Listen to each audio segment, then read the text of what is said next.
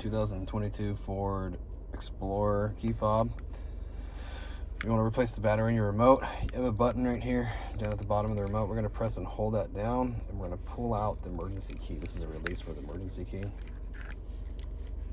Once we have that out, the slot right here is going to help us pop this panel off right here. So get yourself a flathead screwdriver, you put it in here, got it in here sideways like this, and just lift this panel up. You can go in here and just give your screwdriver a couple twists. You don't want to sit here and just yank at it like this. Just twist the screwdriver in here to unlock it. Sometimes they can be a little stubborn. Turn it over like this. There's a little slot right here for your screwdriver to pop the battery out. It can be a little bit tricky, but it will come out. Now the battery size is CR2450, positive sign facing out towards us. It goes in the remote like that, and then it locks in.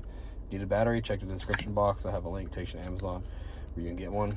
So with the cover, you're gonna put the top in first. There's a little deal right here, and then we're gonna push it down like that. Emergency key goes back in, and you're all done.